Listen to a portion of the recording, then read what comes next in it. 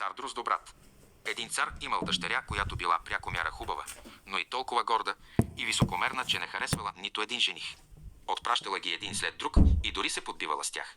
Веднъж царят наредил да се даде голяма гощавка и поканил отблизо и отдалеко всички мъже, които имат желание да се задумят. Застанали те в една редица по сан и титла. На първо място царете, после херцозите, князете, графовете и бароните, накрая обикновените благородници. Повели след това църкинята покрай редицата, но тя у всеки го намерила някакъв недостатък. Един и се сторил много дебел и тя рекла: ви не набъчва. Друг и се сторил много висок.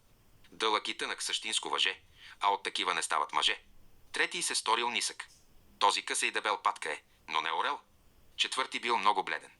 Бледоликата смърт. Пети много румен. Герест петлю.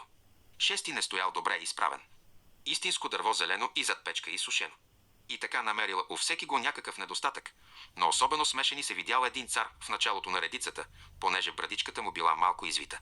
И църкинята викнала: ой, брадичката на тоз човка е комай на дрозд. От тогава му останал прякорът Дроздобрат. Но старият цар, като видял, че дъщеря му само се подиграва с хората и отблъсква всички събрани женихи, ужасно се разгневил и се заклел, че ще я накара да вземе за мъж първия просяк, който се мерне пред портите на двореца. След няколко дни под прозорците спрял един странстващ певец и запял с надежда да получи макар и нищожна милостиня. Чул песента му царят и рекал: доведете го при мене. Влязал след малко певецът, облечен в изпоцапани, дрипави дрехи, попял на царя и на дъщеря му и после протегнал ръка за милостиня. А царят рекал: твоята песен много ми хареса и за това ще ти дам дъщеря си за жена. Църкинята изтръпнала от страх, но царят рекал: заклех се да те дам на първия просяк, който се мерне край двореца, и няма да престъпя клетвата си. Не помогнали никакви жалби и никакви увещания, довели свещеника и църкинята била принудена да се венчае веднага с певеца. После царят рекал: сега ти си просякиня и не подобава да останеш и занапред в двореца ми. Последвай мъжа си. Уловил я просякът за ръка, извел я и тя тръгнала пешком с него. Стигнали до една голяма гора и тя попитала: чия е тази хубава гора? Владение на царя Дроздобрат. Да бе го взела, твоя би била. Ах, моя земен дял е тъй нарад, не взех тогава царя Дроздобрат. После минали през тучно зелено поле и тя пак попитала: чие е тук зеленото поле? Владение на царя Дроздобрат. Да бе го взела, твоя би било. Ах, моя земен дял е тъй нарад, не взех тогава царя Дроздобрат. После минали през един голям град и тя пак попитала: а чий е този хубав шумен град? Владение на царя Дроздобрат. Да бе го взела, щеше твой де. Ах, моя земен дял е тъй нарад, не взех тогава царя Дроздобрат. Но певецът ти рекал: никак не ми е по волята, че непрекъснато желаеш други го за мъж. Толкова лош ли съм аз? Накрая стигнали до една много мъничка къщурка и тя попитала: чия ли е пък тази къща малка, тъй вехта и прихлупена и жалка? Певецът отвърнал: тази къща е моя и твоя, в нея ще живеем двама. Вратата била ниска и църкинята понавела глава, за да влезе. Къде е прислугата? Попитала църкинята. Каква прислуга? Отвърнал просякът. Ти самата ще вършиш всичко, което искаш да бъде свършено. Наклади веднага огън и сложи вода да сготвиш нещо, че съм ужасно уморен. Но църкинята не умеела нито огън да накладе, нито ядене да сготви. Та просякът трябвало да й помогне да приготви криволяво нещо. А след като изяли оскъдната гозба, легнали да спят. На другата заран той я избутал рано от леглото и я накарал да се залови за домакинството. Живели така няколко дни и изяли всичко, каквото имали за ядене. Тогава мъжът рекал: жено, така не може да продължава само да ядем, а да не печелим нищо. Почни да плетеш кошници. Отишъл той край реката, нарязал върбови клонки и ги донесъл у дома. Захванала тя да плете, но жилавите върбови клонки изранили нежните й ръце. Виждам, че не върви, рекал мъжът. И по-добре седни да предеш, може то да ти иде по-отреки. Седнала тя и се опитала да преде, но тънката нишка скоро порязала меките й пръсти и те почнали да кървят. Виждаш ли, рекал мъжът, не те бива за никаква работа, добре се наредих с тебе. Сега ще се помъча да завъртя търговия с грънци и други глинени съдове, ти ще ходиш на пазара и ще я продаваш стоката.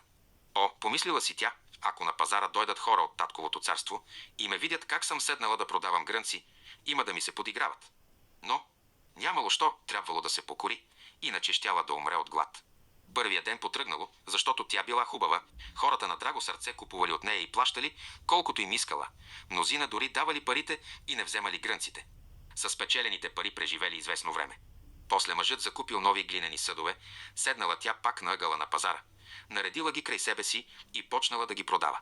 Не щеш ли долетял на кон един пиян хусар, бухнал се право в грънците и ги направил на сол. Разплакала се тя и от уплаха не знаела какво да прави. Ох, какво ли ме чака? Какво ще каже мъжът ми, завайкала се тя. Отишла си тичешком вкъщи и му казала за бедата. Така става, щом се сяда с грънци на ъгъла на пазара, рекал мъжът.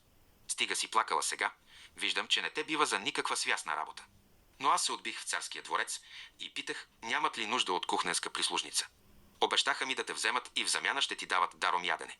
Сега царкинята станала кухненска прислужница, помагала на готвача и вършила най-черната работа. Закрепила под дрехата си 2 турбички с по едно гърненце, в които слагала, каквото й отделяли от неизядената храна, занасяла я вкъщи и с нея се хранели. Случило се, че празнували сватбата на първородния царски син. Бедната жена се качила горе и застанала отвън до вратата на голямата зала да погледа. Като запалили свещите и почнали да влизат гостите, кой от кой по-хубав, и всичко засияло от разкош, сърцето й се свило и тя се замислила за участта си и проклела гордостта и високомерието, които я довели до такова унижение и такава голяма сиромашия. Сеги-стоги с прислужниците й отсипвали малко от чудесните гозби, които внасяли и изнасяли и миризмата, на които стигала до нея. Тя слагала всичко в гърненцата си, за да ги занесе после от дома. По едно време влязал царският син, цял в кадифе и коприна и с златна веришка на шията си. Като видял младата хубава жена, застанала до вратата, той я уловил за ръка и я повел да танцува с нея. Но тя се съпротивлявала и изтръпнала от страх, като забелязала, че това е цар Дроздобрат, който по-рано искал ръката й и когото тя присмехулно отблъснала. Но напусто се дърпала, той я завел в залата. Не щеш ли изкъсала се връвта, на която били вързани турбичките, гърненцата паднали, супата се разпиляла и къщетата месо се пръснали по пода. Като видели това, гостите почнали да се кискат и подиграват и тя тъй се засрамила, че и си искало да потъне в дън земя. Спуснала се към вратата да побегне, но на стълбата я застигнал един мъж и я върнал. Като го погледнала, видяла, че пак е цар Дроздобрат. Той заговорил ласкаво. Не се плаши, аз и певецът, който живееше с тебе в жалката каштурка, сме един и същи човек. Заради тебе се престорих на друг. Аз бях също хусарят, който ти изпотроши грънците. Всичко това стана, за да сломя гордостта ти и да те накажа за високомерието, с което ти ми се подигра. Заплакала тя с горчиви сълзи и рекла. Отнесох се много несправедливо към тебе и не заслужавам да бъда твоя жена. Но той рекал. Успокой се. Тежките дни се свършиха. Сега ще отпразнуваме сватбата си. Дошли дворцовите прислужнички и я облекли в разкошна рокля. Дошъл и баща из цялата си придворна свита и всички й пожелали щастие по случай сватбата из цар Дроздобрат и чак тогава почнали истинска веселба. Хубаво щеше да бъде, ако ти и аз също бяхме там. Край.